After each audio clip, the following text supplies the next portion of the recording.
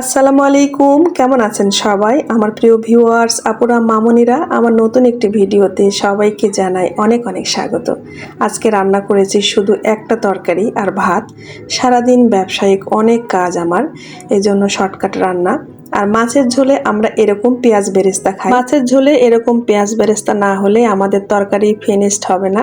আমরা উত্তরবঙ্গের মানুষ এরকম পেঁয়াজ পোড়নি দিয়ে তরকারি খেতে বেশি পছন্দ করি। তো আজকে আমি মিষ্টি কুমড়া দিয়ে মাছ রান্না করেছি। এখানে দুই ধরনের মাছ নিয়েছি, বাটা মাছ আর বড় মাছ। এই একটা তরকারি করেছি কারণ বেলা একটার মধ্যে আমি একটু বাইরে যাব। আমার অনেক কাজের বাজেট, আজকে সকাল থেকে অনেক কাপড় ছাপিয়েছি। আর আমার এই চ্যানেল থেকে অনেকেই বুঝতে পারেন না যে আমি কি কাজ করি। তো আজকে ডিটেলস আপনাদেরকে বলবো আমি কিভাবে উদ্যোক্তা হয়েছি। তো এই যে দেখেন, এখানে 3 পিস নিয়েছি বাটা মাছ আর 3 পিস নিয়েছি বড় মাছ। আমার মন্তাহার দাদি আর আমার বড় ছেলে মারুফ, ওরা কাটালা মাছ খেতে পারে না। আর বাটা মাছটা আমি মিনহাজুল আর মিনহাজুলের বাবা খাবো। আর এই তো ভাতটাও আমার হয়ে গেছে।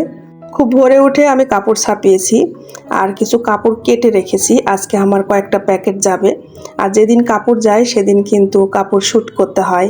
তারপরে যে আপুদের অর্ডার থাকে তাদের সাথে যোগাযোগ করতে হয়, ছবি পাঠাতে হয়, প্যাকেটিং করতে হয় রিকোয়েস্ট দিয়ে, সেটার পার্সেল রেডি করে কুরিয়ার বয়কে দিতে হয়। তো সারাদিন অনেক কাজ থাকে। তাছাড়া আমি বাইরেও যাব। তো রান্না করে এইভাবে আমি প্রতিদিনই টেবিলে সব কিছু দিয়ে দিই, তাহলে আর আমার খাবারটা বেড়ে দিতে হয় না। যে যার মতো করে এখান থেকে নিয়ে নিয়ে খাবে আর আমি ব্যবসায়িক কাজে ব্যস্ত হয়ে যাই। আর প্রত্যেক দিন কিন্তু আমি চেষ্টা করি বেলা 11টার মধ্যে আমার রান্না, আমার সংসারের কাজকর্ম সব কিছু কমপ্লিট করার, তাহলে ফ্রি হয়ে আমি আমার ব্যবসায়িক কাজগুলো করতে পারি। আর এই যে রেডি করে দিলাম সব কিছু। একটু আমের মুরব্বা বানিয়েছিলাম। সুমি আপু দেখতে চেয়েছিলেন যে মুক্তা আপু আমের টকটা কিভাবে বানালে। আসলে এখন তো সময় পাচ্ছি না, ইনশাল্লাহ একদিন দেখাবো আপু, এখনো তো সিজন আছে। আর এদিকে মন্তাহার দাদির গোসল হয়ে গেছে, আমারও গোসল হয়ে গেছে, ঘর বাড়ি মোছা হয়ে গেছে, কারণ সকালে আজকে ছাপানো হয়েছে। কাপড় ছাপালে ঘর বাড়ি মুছতেই হয়। এখন ছাদে যাব, কাপড়গুলো মেলে এসে তারপর কাজে লেগে যাব। ভিডিও শ্যুট করব তার আগে। আজকে যে পার্সেলগুলো আমার যাবে সেই পার্সেলগুলো আমি ভিডিও শ্যুট করব। আর মন্তাহা এখানে খেলা করছে। এই কাপড়গুলো আমার লন্ড্রি থেকে এসেছে, এগুলো একটু শুকিয়ে নিলাম ফ্যানের বাতাসে দিয়ে। লন্ড্রির কাপড়ে পানি থাকে, শুকাতে হয়।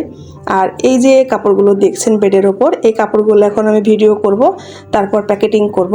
আর একজন আপু 2টা শাড়ি অর্ডার করেছিলেন, সাদা শাড়ি। তো কালকে আমি এখানে 4-5টা শাড়ি এনেছি, এখান থেকে 2টা সাদা শাড়ি সেই আপুটার কাছে পাঠিয়ে দিব।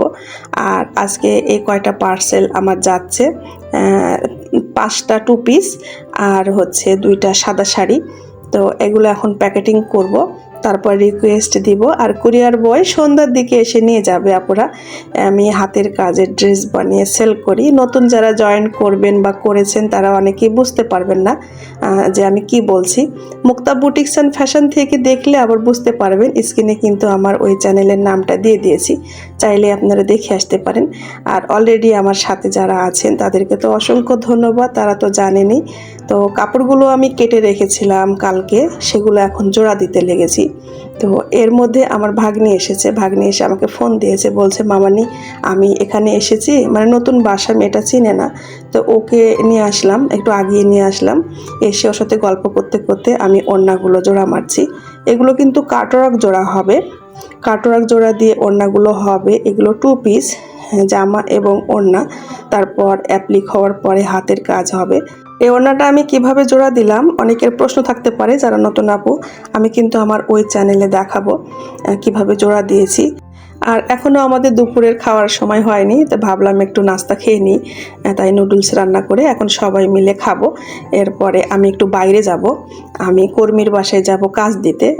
অনেকগুলো কাপড় ছাপিয়ে রেখেছি, সেগুলো দিতে যাব। তো সবাই মিলে একসাথে নুডলস খেয়ে নিচ্ছি। অনেকেই মনে করেন মুক্তা আপু সারাদিন কি খালি কাপড় নিয়ে থাকেন নাকি? না আপু, সব কিছু মেনটেন করতে হয়। ব্যবসা, সংসার, আত্মীয় স্বজন, সব কিছু একা হাতে সামলাতে হয়। তো গুছিয়ে করতে না পারলেও সব কিছু মেনটেন করার চেষ্টা করি, সময়ের কাজ সময়ের করার চেষ্টা করি। এই যে কাপড়গুলো ব্যাগে নিয়ে নিয়েছি। আর আপনাদের ভাইয়া কিন্তু দুপুরবেলা 2 ঘন্টার বিরতি পাই, আর এই সময়েই আমরা বেশি বের হই। দূরে যখন যাওয়া লাগে তখন উনি আমাকে সাথে নিয়ে যান। আর ওখান থেকে এসে আবার গোসল করে নামাজ পড়ে আবার দৌড় দেন অফিসে। তো এখন আমি শহরের পাশে একটা গ্রামে যাব। তখন আমার মোটরসাইকেলটার বেশি প্রয়োজন ছিল, তখনই আমরা আমাদের আগের মোটরসাইকেলটা বিক্রি করে দিয়েছিলাম অভাবে পড়ে।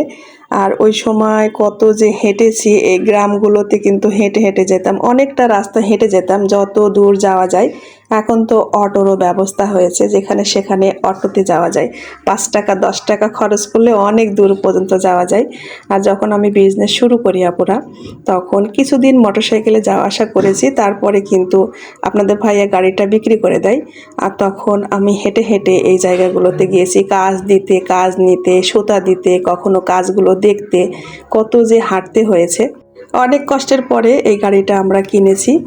আর এখন আলহামদুলিল্লাহ গাড়িটা হয়ে আমার খুব সুবিধা হয়েছে, সহজেই যাওয়া যায়। আমি 2-1 দিনে এই পজিশনে আসিনি আপুরা, আমি 2-1 দিনে এই ব্যবসাটা এত ভালোভাবে দাঁড় করাইনি। কত ত্যাগ, কত পরিশ্রম এর মধ্যে আছে। আর যখন কর্মী খুঁজেছি তখন কিন্তু এই গ্রামগুলোতে এসে এসে খুঁজেছি, যদি সব কারো মাধ্যমে জানতে পারতাম যে ওই পাড়াতে কর্মীরা কাজ করে, মহিলারা কাজ করে, তার মাধ্যমে আমি চলে আসতাম। আর এদিকে না আমার ছেলের বন্ধুদের বাড়ি, ওইভাবে আমার পরিচয়। ভাবিরা বলে যে মুক্তা ভাবি আমাদের এলাকাতে কাজ হয়, দেখা যায় ওই ভাবির মাধ্যমে আমি ওই এলাকাতে গিয়ে গিয়ে কর্মী খুঁজেছি। তাদের অনেকেই আছে, আমি নিজের হাতে সেলাই শিখিয়েছি, সেলাই শিখিয়ে আমি কাজ দিয়েছি। দূর থেকে আমার ভিডিও দেখে অনেকেই বলে মুক্তা আপা আমাকে একটু কাজ দেন, আমি কাজ পারি। আসলে আপু এই কাজগুলো না দূর থেকে হয় না। ওই যে টিনের বাড়িটা দেখছেন, মানে টিনের দরজা, ওই বাড়িতে আমি কাজ দিতে আসি। ওই মেয়েটাকে আমি দিয়ে যাই, ও দায়িত্ব মতো এই গ্রামে দিয়ে দিয়ে করাই। আর কমপ্লিট হলে তখন আমাকে জানিয়ে দেয়, আবার ও নিয়ে যে দিয়ে আসে। তো মেয়েটা আমার অসুস্থ, ওর একটা ছোটোখাটো অপারেশন হয়েছে, ওকে দেখার জন্য আসা। আসলে যার মাধ্যমে আমার এতগুলো কাজ হয় তাকে তো এক নজর দেখতেই হবে, এই জন্য আরও এসেছি। কাপড়ও দিয়ে গেলাম, আবার কিছু কাপড় কিন্তু নিয়েও নিয়েছি, যে কাপড়গুলো হয়ে গেছে সেগুলো এই যে ব্যাগে ভরে নিয়ে নিয়েছি, পরে আপনাদেরকে দেখাবো, হয়তো বা আমার ওই চ্যানেল থেকে দেখানো হবে। আর এখন বাসায় চলে যাচ্ছি। আর এখন যেই কিন্তু আপনাদের ভাইয়া খেয়ে গোসল করে নামাজ পড়ে আবার দিবে দৌড় অফিসে। বেচারি যখনই সময় পায় তখনই আমাকে আমার বিজনেসের কাজগুলো হেল্প করে। এই জন্য আরও আলহামদুলিল্লাহ আমি সব কিছু একসাথে মেনটেন করতে পারি। আর এটা কিন্তু অনেক দূর, ভার্সিটি পার হয়ে আসতে হবে, কাটাখালি পার হয়ে আসতে হবে এই গ্রামে। আর এরকম কয়েকটা গ্রামে আমি কাজ দিই। আর তাছাড়া আমাদের এলাকাতে আমার শ্বশুর বাড়ি, আমার বাবার বাড়ি, ওই দিকে কাজ হয়। আর এখন বাসায় এসে আমি রাতের জন্য কিন্তু রান্না করে নিচ্ছি। এখানে দুপুরে যে রান্না করেছিলাম সেগুলো তো খেয়ে শেষ হয়ে গেছে। এখানে আম আছে, আমগুলো কেটে আমি সেদ্ধ করে গুড় দিয়ে জাল দিব, খাঁটি আচার করব আর কি। আর রাতে রান্না করলাম অল্প করে মুরগির মাংস আলু দিয়ে। আর এখানে করেছি পুঁই শাক আর ডাল। এই ডালটা থাকবে, ডাটাগুলো খেয়ে নেব, ডালটা থাকবে, সেটা দিয়ে সকালে রুটি খাওয়া হবে। তো এইভাবেই আমি রান্না করি। আর এখন ব্যবসায়িক কাজে ব্যস্ত হয়ে যাব আবারও। তো সবাই ভালো থাকবেন। এই ছিল আমার আজকের ব্লগ ভিডিও।